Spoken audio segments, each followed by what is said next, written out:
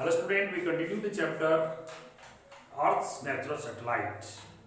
आज बच्चों हम बात करेंगे इस वीडियो में ये phase of the moon and eclipse के बारे में हम लोग बात करेंगे।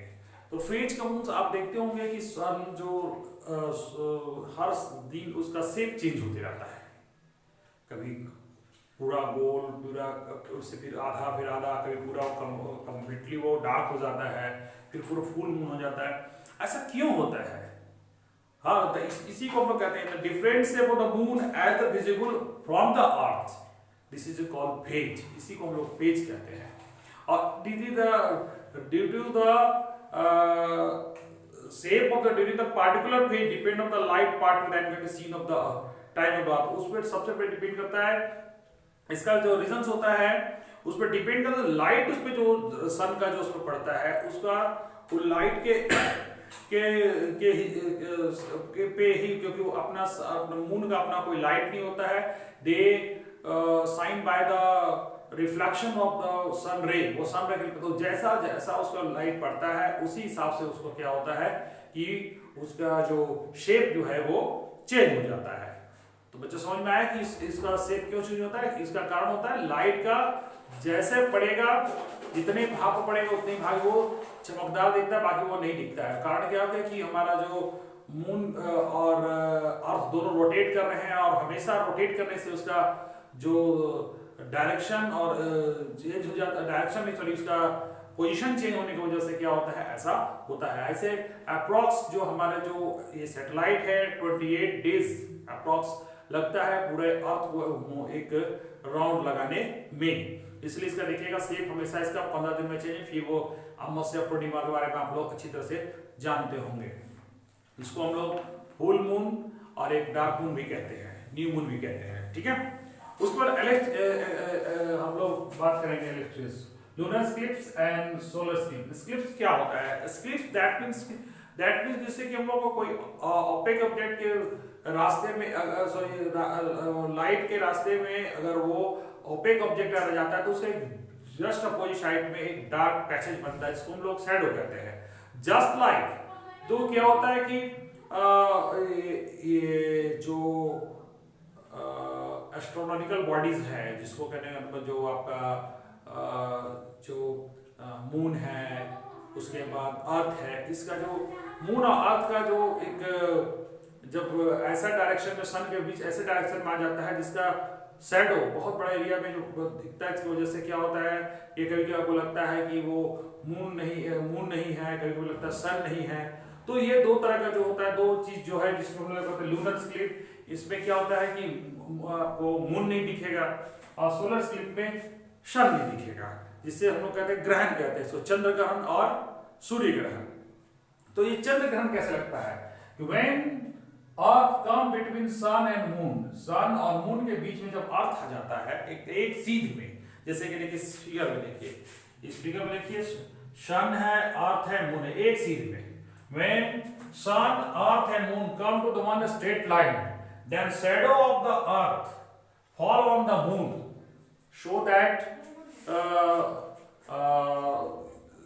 इसमें जो क्या होता है जब ऐसा होता है तो सो दैट वो इसका जो पूरा डार्कनेस ऑन द मून, मतलब डार्क उसमें क्या होता है मून दिखता ही नहीं है, ठीक है। तो इसी को हम लोग कहते हैं लूनर स्क्लिप्स।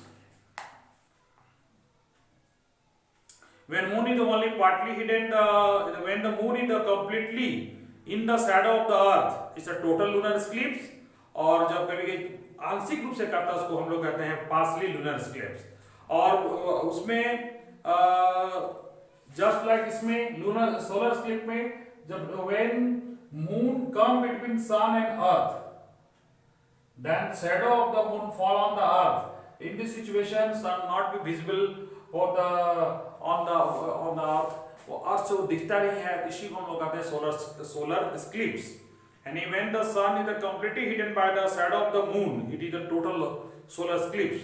और अगर वो पार्शली करता है तो उसको हम लोग कहते हैं पार्शली लूनर स्क्लिप्स। तो ये होता है सूर्य ग्रहण, चंद्र ग्रहण क्यों लगता है? जब अर्थ बीच में आ जाएगा तो चंद्र ग्रहण, जब मून बीच में आ जाएगा तो सूर्य ग्रहण लगता है। इसको हम लोग कहते हैं लूनर स्क्लिप और सोलर स्क्लिप्स। उसके बाद हम लोग चलते बच्चों moon and and the tides. अब देखिए टाइड्स होते हैं जो समुद्र में बड़े बड़े लहरें उठती है, तो क्यों उठती है? तो इसका कारण क्या होता है कि when moon and earth all through the, इसमें जब क्या कहते हैं, जब वो इसका जो ग्रेविटी जो कहा जाता है कि यूनिवर्स से हर चीज एक दूसरे को खींचता है, तो ये जब अट्रैक्शन फोर्स जब अट्रैक्शन फोर्स आपका मून एंड अर्थ का बीच में जब आ जाता है एक सीध में, तो इसकी वजह से क्या होता है कि पानी के बड़े बड़े समुद्र के पानी जो ऊंचाई पर खिंचा जाता है, मतलब ऊपर उठ जाते हैं, उसी को हम लोग कहते हैं tide. And the pull of the water of the sea and the ocean on the earth causing the tides. Since the moon is closer to earth than the sun, the moon will pull the water strongly than the sun. ठीक है, तो ये इसी वजह से क्या होता है कि आपका टाइड्स होते हैं, और हाई टाइड्स तब होते हैं where the water the sea of the ocean on the one side of facing the moon, it is attract to upward. This attraction cause the sea rise from the high tides. ये high tides वो होता है, यानी कहने का मतलब देखिए इसमें ये जो मून और एक सीध में आने पर वो क्या होता है कि हाई टाइड्स वो बहुत ज्यादा होता है, लेकिन पानी बहुत ऊंचाई पर ज्यादा, उसको हाई टाइड्स कहते हैं। उसके बाद आते हैं आर्टिफिशियल सैटेलाइट्स। आर्टिफिशियल सैटेलाइट्स का मतलब होता है main made object that revolves around the earth, that is called artificial satellite. तो यानी कि artificial satellite is human made object revolves around the earth just the moon does, जैसे कि moon घूमता है। तो इसका जो first human made satellite Sputnik first launched by the orbit of Russia किया गया सैटेलाइट। उसके बाद तो आज के वेट बहुत थाउजेंड, अब तो ऐसा हो गया कि स्पेस बहुत कचरा भी हम लोग कर दिए, इतना सैटेलाइट भेज दिए हैं, ठीक है।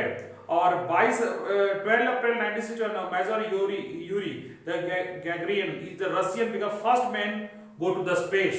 21 अप्रैल 1961 को गए थे। और उसके बाद फर्स्ट वोमेन 3 अप्रैल 1984 को, और हमारे जो इंडियन जो मेन फर्स्ट मेन जो थे राकेश शर्मा फर्स्ट में स्पेस में गए थे। उस समय हमारे देश के प्रधानमंत्री इंदिरा गांधी थी, और उसको जो राकेश शर्मा से जब पूछा गया, जब इंडिया के ये इंदिरा गांधी जी पूछी कि कैसा लग रहा है वहां से आपको इंडिया, तो उन्होंने कहा था सारे जहां से अच्छा हिंदुस्तान हमारा, यानी कि बहुत सारे ध्यान से अच्छा लग रहा है, ठीक है। उसका फर्स्ट वोमेन जो था, जो हमें इंडिया की जो गई थी, वो कल्पना चावला, जिसके बारे में आप सुने होंगे, जो एक एक्सीडेंट में जो उनकी मौत हो गई थी, है ना, जिसमें साथ और भी 4-5 एस्ट्रोनॉट भी थे जो उसके साथ वो चल के भस्म हो गए थे, ठीक है। और उसके बाद आर्यभट्ट 1975 हमारा जो सबसे पहले हमारा जो इंडिया में था 1975 में फर्स्ट इंडियन सैटेलाइट को लॉन्च किया गया। उसके बाद भास्कर 1, रोहिणी, और अब तो इतने सैटेलाइट हम लोग को छोड़ने, और हमारे जो लॉन्चिंग पार्ट जो होता है वो खर्च इतना कम है कि दूसरे देश के सैटेलाइट भी हम लोग छोड़ते हैं, ठीक है। अब आखिर फिर पूछा जाता है कि इतना सैटेलाइट हम लोग भेजते क्यों, क्या फायदा है इतना करने का, करोड़ों रुपए खर्च करने का क्या मतलब है? तो देखिए उसका सैटेलाइट्स का बहुत यूज है, ठीक है। तो ये उसमें यूज होता है जैसे कि वेदर में, उसके कम्युनिकेशंस में। आज जो आपको मोबाइल पे बातें हो रही है या टेलीविजन पे इतना अच्छा प्रोग्राम देखते हैं कि वो आप देख पा रहे हैं by the help of satellite. ये सारा काम सैटेलाइट से हो रहा है। आजकल जितना भी इंटरनेट जो चलता है वो पूरा सैटेलाइट से, आप लाइव टेलीकास्ट जो देख पाते हैं वो by the help of satellite. मौसम की जानकारी, यहाँ तक कि हमारे देश की रक्षा प्रणाली, हमारे देश का भी अब सैटेलाइट से निगरानी की जाती है। जीपीआरएस टेक्नोलॉजी जिसको कहते हैं, जिससे हर जगह लोकेशंस पता चलता है, ठीक है। तो यानी कहने का मतलब the satellite which is send a message to one country to another by a communication satellite, they use to the signal for television program from one country to another. Weather satellite take the picture the movement of the cloud, help the forecast the weather, and they can be earlier to warning the dangerous storm, cyclone, building and over the sea, forest fire. ठीक है। Artificial light also give the different kind of information about a particular area, region of the earth. This including the forestry data, groundwater data, fishing area of the sea. यानी इतना सब कुछ, क्योंकि हम लोग हर जगह को ऊपर से सैटेलाइट ऊपर से होता है, जिससे क्या होता है उससे उसके कैमरे से हम बहुत चीजों को देख पाते हैं और उसका एनालिसिस कर पाते हैं। तो ये हो गया आज से एक चैप्टर कंप्लीट आप लोग का the earth the natural satellites. ठीक है, इसमें हमने जाना मून्स के बारे में और आर्टिफिशियल सैटेलाइट्स के बारे में। ठीक है, तो मिलते हैं कुछ नई जानकारी के साथ नेक्स्ट वीडियो में। Thank you.